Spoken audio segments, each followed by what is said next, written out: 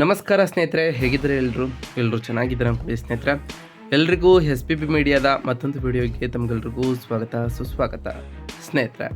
ಈ ನವೆಂಬರ್ ತಿಂಗಳಿನಲ್ಲಿ ತುಲಾ ರಾಶಿಯವರ ಭವಿಷ್ಯ ಹೇಗಿರಲಿದೆ, ಈ ನವೆಂಬರ್ ತಿಂಗಳಿನಲ್ಲಿ ಉಂಟಾಗ್ತಿರುವಂತಹ ಗ್ರಹ ಸಂಚಾರದ ಬದಲಾವಣೆಯಿಂದಾಗಿ ನಿಮ್ಮ ವೃತ್ತಿ, ಆರೋಗ್ಯ, ವೈವಾಹಿಕ ಜೀವನ, ಆರ್ಥಿಕ ಸ್ಥಿತಿ, ಕೌಟುಂಬಿಕ ಜೀವನ, ಶಿಕ್ಷಣ ಮತ್ತು ವ್ಯವಹಾರದಲ್ಲಿ ಏನೆಲ್ಲ ಬದಲಾವಣೆಗಳನ್ನು ಈ ರಾಶಿಯವರು ಕಾಣಲಿದ್ದೀರಿ, ಯಾವುದರಲ್ಲಿ ಶುಭವಾಗಲಿದೆ, ಯಾವುದರಲ್ಲಿ ಬಹಳ ಎಚ್ಚರಿಕೆಯನ್ನು ವಹಿಸಬೇಕು, ಹಾಗೆಯೇ ಈ ತಿಂಗಳಿನಲ್ಲಿ ಇರುವಂತಹ ಸಮಸ್ಯೆಗಳಿಗೆ ಪರಿಹಾರಗಳನ್ನು ಕೂಡ ಇದೇ ವಿಡಿಯೋದಲ್ಲಿ ತಿಳಿಸ್ಕೊಡ್ತಾ ಹೋಗ್ತಾನೆ ಸ್ನೇಹಿತರೆ.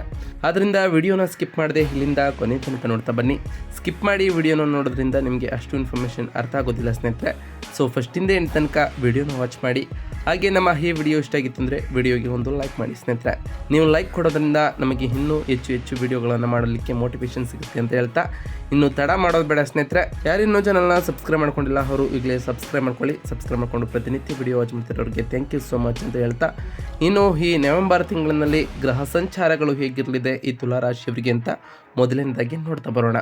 ಸೂರ್ಯಗ್ರಹದ ವಿಚಾರಕ್ಕೆ ಬರೋದಾದರೆ, ಸೂರ್ಯನು ತುಲಾ ರಾಶಿಯ 1ನೇ ಮನೆಯಲ್ಲಿ ನವೆಂಬರ್ 16ರವರೆಗೆ ಇದ್ದು, ವೃಶ್ಚಿಕ ರಾಶಿಯ 2ನೇ ಮನೆಗೆ ನವೆಂಬರ್ 16 ನಂತರ ಪ್ರವೇಶವನ್ನು ಮಾಡಲಿದ್ರೆ, ಬುಧ ಗ್ರಹದ ವಿಚಾರಕ್ಕೆ ಬರೋದಾದರೆ, ವೃಶ್ಚಿಕ ರಾಶಿಯ 2ನೇ ಮನೆಯಲ್ಲಿ ನವೆಂಬರ್ 22ರವರೆಗೆ ಇದ್ದಂತಹ ಬುಧನು ನವೆಂಬರ್ 23ರಿಂದ ತುಲಾ ರಾಶಿಗೆ ಪ್ರವೇಶವನ್ನು ಮಾಡಲಿದ್ದಾನೆ ಸ್ನೇಹಿತರೆ.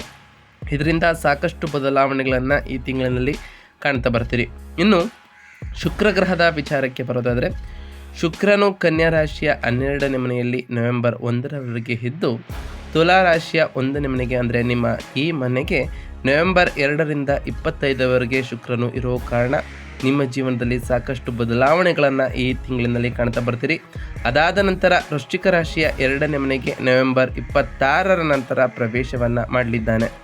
ಇನ್ನು ಮಂಗಳ ಗ್ರಹದ ವಿಚಾರಕ್ಕೆ ಬರೋದಾದರೆ, ಮಂಗಳನು ವೃಶ್ಚಿಕ ರಾಶಿಯ 2ನೇ ಮನೆಯಲ್ಲಿ ಈ ತಿಂಗಳು ಪೂರ್ತಿ ಸ್ವಕ್ಷೇತ್ರದಲ್ಲಿ ಇದ್ದು, ಇನ್ನು ಗುರುಗ್ರಹದ ವಿಚಾರಕ್ಕೆ ಬರೋದಾದರೆ ಕಟಕ ರಾಶಿಯ 10ನೇ ಮನೆಯಲ್ಲಿ ಈ ತಿಂಗಳು ಪೂರ್ತಿ ಗುರು ಇರಲಿದ್ದು, ಇನ್ನು ಶನಿಗ್ರಹದ ವಿಚಾರಕ್ಕೆ ಬರೋದಾದರೆ ಮೀನ ರಾಶಿಯ 6ನೇ ಮನೆಯಲ್ಲಿ ಈ ತಿಂಗಳು ಪೂರ್ತಿ ಶನಿ ಇರಲಿದ್ದಾನೆ. ರಾಹು ಕುಂಭ ರಾಶಿಯ 5ನೇ ಮನೆಯಲ್ಲಿ ಇದ್ದು, ಕೇತು ಸಿಂಹ ರಾಶಿಯ 11ನೇ ಮನೆಯಲ್ಲಿ ಈ ತಿಂಗಳಿಡೀ ಇರಲಿದ್ದಾರೆ ಸ್ನೇಹಿತರೆ. ಒಟ್ಟಾರೆಯಾಗಿ ಈ ತುಲಾ ರಾಶಿಯವರಿಗೆ ಈ ತಿಂಗಳ ಮಾಸ ಫಲ ಹೇಳೋದೇನೆಂದರೆ, ಸರಾಸರಿ ಫಲಿತಾಂಶಗಳನ್ನು ನಿಮಗೆ ನೀಡ್ತಾ ಬರ್ತದೆ. ಆದರೆ ವೃತ್ತಿಪರ ಬೆಳವಣಿಗೆಗೆ ಗಣನೀಯ ಅವಕಾಶಗಳು ಕೂಡ ಕೂಡಿರಲಿದೆ.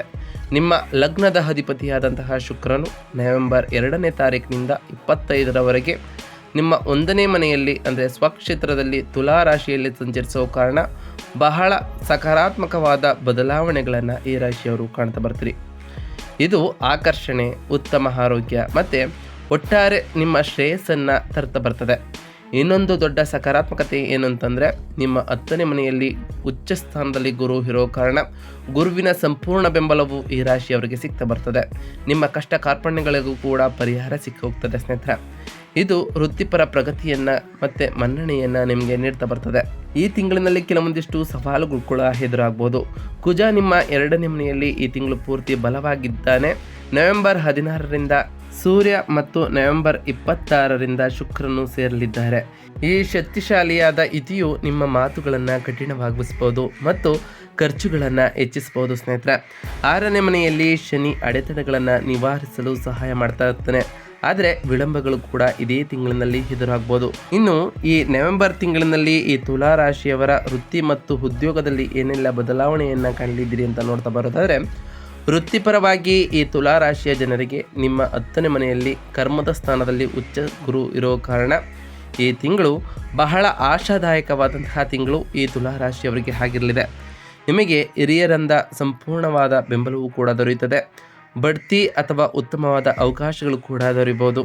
ನೀವು ನಿಮ್ಮ ಮಾತುಗಳನ್ನು ನಿಯಂತ್ರಣದಲ್ಲಿ ಈ ತಿಂಗಳಿನಲ್ಲಿ ಇಡಬೇಕಾಗಿರುತ್ತದೆ. ವಿಶೇಷವಾಗಿ ನವೆಂಬರ್ 16 ನಂತರ 2ನೇ ಮನೆಯಲ್ಲಿ ಸೂರ್ಯ ಮತ್ತು ಮಂಗಳ ವಾದಗಳಿಗೆ ಕಾರಣವಾಗಬಹುದು. ನವೆಂಬರ್ 23ರಿಂದ ನಿಮ್ಮ 1ನೇ ಮನೆಯಲ್ಲಿ ಬುಧ ವಕ್ರನಾಗೋ ಕಾರಣ ಸಂಭಾಷಣೆಗಳನ್ನು ಎಚ್ಚರಿಕೆಯಿಂದ ಪರಿಶೀಲಿಸಬೇಕು. ಆತುರದ ನಿರ್ಧಾರಗಳನ್ನು ಈ ರಾಶಿಯವರು ತೆಗೆದುಕೊಳ್ಳೋಕ್ಕೆ ಹೋಗಬೇಡಿ ಸ್ನೇಹಿತರೆ. ಹಾಗೆಯೇ ನಿಮ್ಮ ಮೇಲಾಧಿಕಾರಿಗಳಿಂದ ಉತ್ತಮವಾದ ಸಂಭಾವ್ಯವೂ ಕೂಡ ಜಾಸ್ತಿ ಇರೋ ಕಾರಣ ನಿಮಗೆ ಬಡ್ತಿಯೂ ಕೂಡ ಜಾಸ್ತಿ ಇರಲಿದೆ ಸ್ನೇಹಿತರೆ. ಇನ್ನು ಆರ್ಥಿಕತೆಯ ವಿಚಾರದ ಬಗ್ಗೆ ಮಾತನಾಡ್ತಾ ಬರೋದಾದರೆ, ಹಣಕಾಸಿನ ವಿಚಾರದಲ್ಲಿ ಈ ತಿಂಗಳು ಬಹಳ ಸರಾಸರಿಯಾಗಿರಲಿದೆ. ಮುಖ್ಯವಾಗಿ ನಿಮ್ಮ 2ನೇ ಮನೆಯಲ್ಲಿ ಬಲವಾದ ಗ್ರಹಗಳಿಂದಾಗಿ ಅಧಿಕವಾದ ಖರ್ಚುಗಳನ್ನು ಕೂಡ ಇದೇ ತಿಂಗಳಿನಲ್ಲಿ ಕಾಣಬಹುದು. ನೀವು ಯೋಚಿಸದೆ ವಿಶೇಷವಾಗಿ ಐಷಾರಾಮಿ ವಸ್ತುಗಳ ಮೇಲೆ ಅಥವಾ ಕುಟುಂಬದ ಅಗತ್ಯತೆಯ ಮೇಲೆ ಹೆಚ್ಚು ಹಣವನ್ನು ಖರ್ಚು ಮಾಡಬಹುದು ಸ್ನೇಹಿತರೆ. ಅದರಲ್ಲೂ ಕೊನೆಯ 2 ವಾರಗಳಲ್ಲಿ 2ನೇ ಮನೆಯಲ್ಲಿ ಸೂರ್ಯ ಮತ್ತು ಮಂಗಳನು ಇರೋ ಕಾರಣ ಹೂಡಿಕೆಗಳ ಮೂಲಕ ಅಥವಾ ಯಾವುದಾದರೂ ಆಸ್ತಿಯನ್ನು ಮಾರಾಟ ಮಾಡುವುದರ ಮೂಲಕ ಉತ್ತಮವಾದ ಲಾಭವನ್ನು ಮತ್ತು ಅನಿರೀಕ್ಷಿತವಾದ ಹಣವನ್ನು ಕೂಡ ನೀವು ಕಾಣ್ತಾ ಬರ್ತೀರಿ.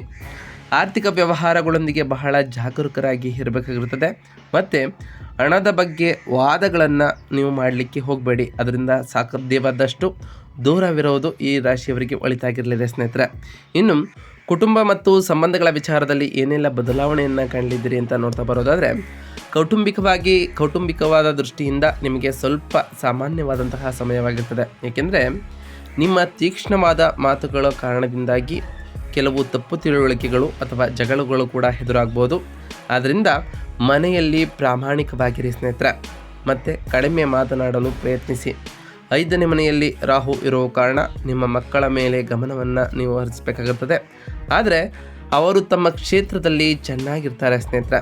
ನಿಮ್ಮ 1ನೇ ಮನೆಯಲ್ಲಿ ಶುಕ್ರನು ಸಾಮರಸ್ಯ ಮತ್ತು ಆಹ್ಲಾದಕರವಾದಂತಹ ಸಂಭಾಷಣೆಗಳನ್ನು ತರೋ ಕಾರಣ ನಿಮ್ಮ ಕುಟುಂಬ ಸಾಮರಸ್ಯವು ಕೂಡ ಉತ್ತಮವಾಗಿರಲಿದೆ. ನಿಮ್ಮ ಸಂಗಾತಿಯೊಂದಿಗೆ ಭಿನ್ನಾಭಿಪ್ರಾಯಗಳು ಎದುರಾಗಿದ್ದರೆ ಉತ್ತಮವಾದ ಸಂವಹನದ ಮೂಲಕ ಪರಿಹಾರವನ್ನು ಈ ರಾಶಿಯವರು ಕಂಡುಕೊಳ್ಳಬಹುದಾಗಿದೆ. ಇನ್ನು ಆರೋಗ್ಯದ ವಿಚಾರದ ಬಗ್ಗೆ ಮಾತನಾಡ್ತಾ ಬರೋದಾದರೆ, ಆರೋಗ್ಯದ ದೃಷ್ಟಿಯಿಂದ ಈ ತುಲಾ ರಾಶಿಯವರಿಗೆ ಬಹಳ ಚೆನ್ನಾಗಿರ್ತದೆ. ವಿಶೇಷವಾಗಿ ನವೆಂಬರ್ 2ರಿಂದ 25ರವರೆಗೆ ಶುಕ್ರನು ನಿಮ್ಮ ಲಗ್ನದಲ್ಲಿ ಇರೋ ಕಾರಣ 6ನೇ ಮನೆಯಲ್ಲಿ ಶನಿ ಕೆಲವು ದೀರ್ಘಕಾಲೀನ ಸಮಸ್ಯೆಗಳನ್ನು ಹೊರತರಬಹುದು. ಆದರೆ ಅವುಗಳನ್ನು ನಿರ್ವಹಿಸುವ ಬಲವನ್ನು ನಿಮಗೆ ನೀಡ್ತಾ ಬರ್ತಾನೆ.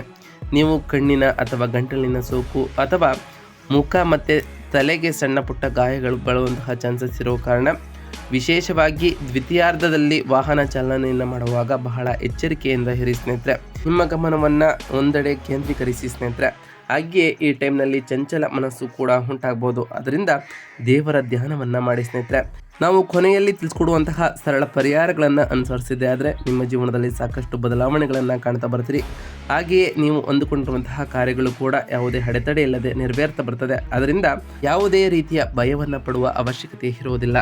ಇನ್ನು ವ್ಯಾಪಾರ ಮತ್ತು ಪಾಲುದಾರಿಕೆಯ ವಿಚಾರಕ್ಕೆ ಬರೋದಾದರೆ, ವ್ಯಾಪಾರ ಮಾಡುವಂತಹ ಈ ತುಲಾ ರಾಶಿಯ ಜನರಿಗೆ ಮಿಶ್ರ ಫಲಿತಾಂಶವನ್ನು ಈ ನವೆಂಬರ್ ತಿಂಗಳು ನೀಡ್ತಾ ಬರ್ತದೆ.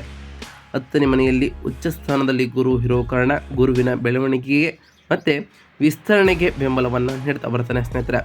ಆದರೆ 6ನೇ ಮನೆಯಲ್ಲಿ ಶನಿ ಸಿಬ್ಬಂದಿಯೊಂದಿಗೆ ಅಥವಾ ಸ್ಪರ್ಧಿಗಳೊಂದಿಗೆ ವಿಳಂಬಗಳನ್ನು ಮತ್ತು ಸವಾಲುಗಳನ್ನು ತರಬಹುದು. ನಿಮಗೆ ಲಾಭದಾಯಕವಾದಂತಹ ವ್ಯಾಪಾರವೂ ಕೂಡ ಇದೇ ತಿಂಗಳಿನಲ್ಲಿ ಇರ್ತದೆ. ಆದರೆ ಹೂಡಿಕೆಗಳು ಅಥವಾ ಖರ್ಚುಗಳ ಕಾರಣದಿಂದಾಗಿ ನಿವ್ವಳ ಆರ್ಥಿಕ ಲಾಭಗಳು ಸಾಮಾನ್ಯವಾದಂತಹ ಚಾನ್ಸಸ್ ಇರೋ ಕಾರಣ ಪಾಲುದಾರರೊಂದಿಗೆ ವಾದಗಳಿಂದ ದೂರವಿರಿ.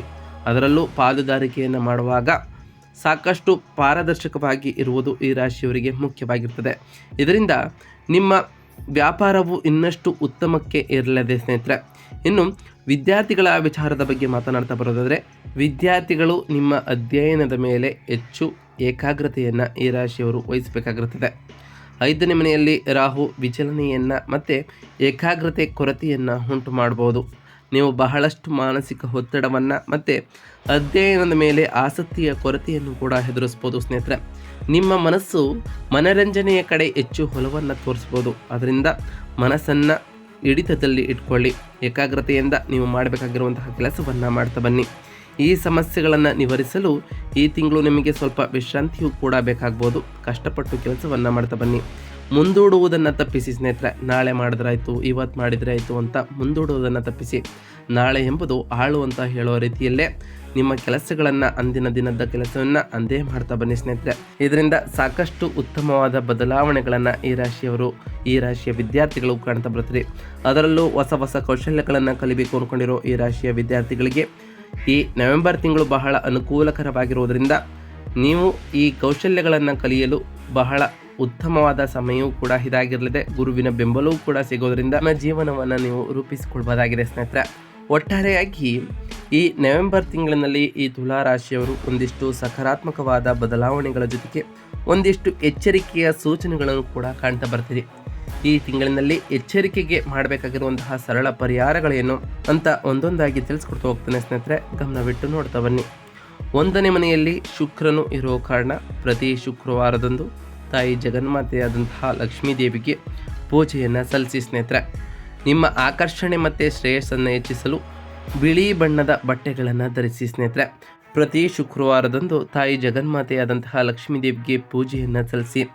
ಲಕ್ಷ್ಮೀ ದೇವಿಗೆ ಪ್ರಿಯವಾಗಿರುವಂತಹ ಬಿಳಿ ಹೂಗಳನ್ನು ಅರ್ಪಿಸಿ ಪೂಜೆಯನ್ನು ಮಾಡೋದರಿಂದ ನಿಮ್ಮ ಮನೆಯಲ್ಲಿ ಸುಖ ಸಮೃದ್ಧಿಯ ಜೊತೆಗೆ ಸಂಪತ್ತು ಕೂಡ ಹೆಚ್ಚಾಗಲಿದೆ, ಹಣಕಾಸಿನ ತೊಂದರೆಯೂ ಕೂಡ ಕಡಿಮೆ ಆಗಲಿದೆ ಸ್ನೇಹಿತರೆ. ಇನ್ನು 2ನೇ ಮನೆಯಲ್ಲಿ ಮಂಗಳ ಮತ್ತು ಸೂರ್ಯನು ಇರೋ ಕಾರಣ ಪ್ರತಿ ಮಂಗಳವಾರದಂದು ಹನುಮಾನ್ ಚಾಲಿಸವನ್ನು ಓದಿ ಸ್ನೇಹಿತರೆ. ನಿಮ್ಮ ಮಾತುಗಳನ್ನು ನಿಯಂತ್ರಿಸಿ ಮತ್ತು ಹಣದ ಬಗ್ಗೆ ವಾದಗಳಿಂದ ದೂರವಿರಿ ಸ್ನೇಹಿತರೆ. ತೊಗರಿ ಬೇಳೆಯನ್ನು ದಾನ ಮಾಡಿ. ಪ್ರತಿ ಮಂಗಳವಾರದಂದು ಓಂ ಅಂಗರಾಯಕಾಯ ನಮಃ ಎಂಬ ಮಂತ್ರವನ್ನು ಜಪಿಸೋದ್ರಿಂದ ಆ ಮಂಗಳ ದೇವನ ಕೃಪೆಗೆ ನೀವು ಪಾತ್ರರಾಗ್ತೀರಿ. ಹಾಗೆ ನಿಮ್ಮ ಮಕ್ಕಳಿಗೂ ಕೂಡ ಹನುಮಾನ್ ಚಾಲಿಸವನ್ನು ಪಠಿಸಿ ಸ್ನೇಹಿತರೆ. ಇದರಿಂದ ವಿದ್ಯೆಯಲ್ಲೂ ಕೂಡ ಸಾಕಷ್ಟು ಬದಲಾವಣೆಗಳನ್ನು ಈ ರಾಶಿಯವರು ಕಾಣ್ತಾ ಬರ್ತೀರಿ. ಇನ್ನು 10ನೇ ಮನೆಯಲ್ಲಿ ಗುರುವಿಗಾಗಿ ನೀವು ಮಾಡಬೇಕಾಗಿರುವಂತಹ ಸರಳ ಪರಿಹಾರಗಳೇನು ಅಂತ ಕೇಳೋದಾದರೆ, ನಿಮ್ಮ ಹಿರಿಯರನ್ನು ಮತ್ತು ಶಿಕ್ಷಕರನ್ನು ಗೌರವಿಸಿ ಸ್ನೇಹಿತರೆ. ವೃತ್ತಿಪರ ಯಶಸ್ಸಿಗಾಗಿ ಪ್ರತಿ ಗುರುವಾರದಂದು ಹಳದಿ ವಸ್ತುಗಳನ್ನು ದಾನ ಮಾಡಿ. ಪ್ರತಿ ಗುರುವಾರದಂದು ಓಂ ಬೃಹಸ್ಪತಾಯ ನಮಃ ಎಂಬ ಮಂತ್ರವನ್ನು ಜಪಿಸಿ ಸ್ನೇಹಿತರೆ. ಪ್ರತಿ ಗುರುವಾರದಂದು ನಿಮ್ಮ ಕೈಲಾದಷ್ಟು ಬಡವರಿಗೆ ದಾನವನ್ನು ಮಾಡಿ ಸ್ನೇಹಿತರೆ. ಇನ್ನು 6ನೇ ಮನೆಯಲ್ಲಿ ಶನಿಯು ಇರೋ ಕಾರಣ ಶನಿವಾರದಂದು ಬಡವರಿಗೆ ಅಥವಾ ಅಗತ್ಯವಿರುವವರಿಗೆ ಸಹಾಯವನ್ನು ಮಾಡ್ತಾ ಬನ್ನಿ. ಪ್ರತಿ ಶನಿವಾರದಂದು ಮಾಂಸಾಹಾರ ಮತ್ತು ಮದ್ಯಪಾನವನ್ನು ತ್ಯಜಿಸಿ ಆ ಶನಿದೇವರ ಜಪವನ್ನು ಮಾಡಿ ಸ್ನೇಹಿತರೆ. ಓಂ ಶಂ ಶನೈಶ್ವರಾಯ ನಮಃ ಎಂಬ ಮಂತ್ರವನ್ನು ಜಪಿಸಿ. ಹಾಗೆಯೇ ಶನಿದೇವರಿಗೆ ಪ್ರಿಯವಾಗಿರುವಂತಹ ಕಪ್ಪು ಎಳ್ಳಿನ ಬತ್ತಿಯನ್ನು ಶನಿದೇವರ ದೇವಸ್ಥಾನದಲ್ಲಿ ಹಚ್ಚೋದ್ರಿಂದ ಆ ಶನಿದೇವರ ಸಕಾರಾತ್ಮಕ ಪ್ರಭಾವಕ್ಕೆ ಒಳಗಾಗ್ತೀರಿ.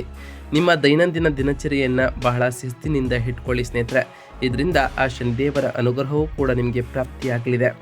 5ನೇ ಮನೆಯಲ್ಲಿ ರಾಹುವಿಗಾಗಿ ನೀವು ಮಾಡಬೇಕಾಗಿರುವಂತಹ ಕಾರ್ಯವೇನು ಅಂತ ಕೇಳೋದಾದರೆ, ಮಕ್ಕಳ ಏಕಾಗ್ರತೆಯನ್ನು ಸುಧಾರಿಸಲು ಮತ್ತು ಮಕ್ಕಳ ವಿಷಯಗಳನ್ನು ನಿರ್ವಹಿಸಲು ದುರ್ಗಾದೇವಿಯನ್ನು ಪೂಜಿಸಿ ಸ್ನೇಹಿತರೆ, ಅಥವಾ ವಿಘ್ನ ವಿನಾಯಕನಾದಂತಹ ಗಣೇಶನನ್ನು ಪೂಜಿಸಿ. ಇದರಿಂದ ನಿಮ್ಮ ಮಕ್ಕಳ ಏಕಾಗ್ರತೆ ಹೆಚ್ಚಾಗಲಿದೆ. ನಿಮ್ಮ ಮಕ್ಕಳ ವಿಷಯಗಳನ್ನು ನೀವು ನಿರ್ವಹಿಸಲು ಉತ್ತಮವಾದ ಬಲವನ್ನು ಕೂಡ ಪಡಿತಾ ಹೋಗ್ತೀರಿ ಸ್ನೇಹಿತರೆ. ನಾವು ತಿಳಿಸ್ಕೊಟ್ಟಿರುವಂತಹ ಈ ಎಲ್ಲ ಸರಳ ಪರಿಹಾರಗಳನ್ನು ನೀವು ಮಾಡಿದ್ದೇ ಆದರೆ ನಿಮ್ಮ ಜೀವನದಲ್ಲಿ ಸಾಕಷ್ಟು ಬದಲಾವಣೆಯನ್ನು ಕಾಣ್ತಾ ಹೋಗ್ತೀರಿ ಅಂತ ಹೇಳ್ತಾ, ಇದಾಗಿತ್ತು ಇವತ್ತಿನ ಒಂದು ವಿಡಿಯೋ ಸ್ನೇಹಿತರೆ. ವಿಡಿಯೋ ಇಷ್ಟ ಆಗಿತ್ತು ಅಂದರೆ ವಿಡಿಯೋಗೆ ಒಂದು ಲೈಕ್ ಮಾಡಿ. ಯಾರೇನೂ ನಮ್ಮ ಚಾನಲ್ನ ಸಬ್ಸ್ಕ್ರೈಬ್ ಮಾಡ್ಕೊಂಡಿಲ್ಲ, ಸಬ್ಸ್ಕ್ರೈಬ್ ಮಾಡ್ಕೊಳ್ಳಿ ಸ್ನೇಹಿತರೆ. ಹಾಗೆ ಕಮೆಂಟ್ನಲ್ಲಿ ಓಂ ಶನೈಶ್ವರಾಯ ನಮಃ, ಓಂ ಅಂಗರಾಯಕಾಯ ನಮಃ, ಓಂ ಗುರುವೇ ನಮಃ, ಓಂ ಲಕ್ಷ್ಮೀನಾರಾಯಣಾಯ ನಮಃ, ಓಂ ರಾಹುಕೇತುವೇ ನಮಃ ಎಂದು ಕಮೆಂಟ್ ಮಾಡಿ ಸ್ನೇಹಿತರೆ. ಆ ಶನಿದೇವರು, ಮಂಗಳದೇವ, ಗುರುದೇವ, ರಾಹುಕೇತು ಹಾಗೆ ಲಕ್ಷ್ಮೀನಾರಾಯಣ ನಿಮಗೆ ಆಯುಷ್ಯ ಆರೋಗ್ಯ ಸಮೃದ್ಧಿಯನ್ನು ಕೊಟ್ಟು ಕಾಪಾಡಲಿ. ನೀವು ಅಂದುಕೊಂಡಿರುವಂತಹ ಕಾರ್ಯಗಳು ಯಾವುದೇ ಅಡೆತಡೆ ಇಲ್ಲದೆ ನೆರವೇರಲಿ ಅಂತ ಆ ದೇವರಲ್ಲಿ ಕೇಳ್ಕೊಳ್ತಾ ಇವತ್ತಿನ ಒಂದು ವಿಡಿಯೋನ ಮುಗಿಸ್ತಿದ್ದೀನಿ ಸ್ನೇಹಿತರೆ. ಸಿಗ್ತೀನಿ ಮತ್ತೊಂದು ವಿಡಿಯೋದೊಂದಿಗೆ. Thank you for watching.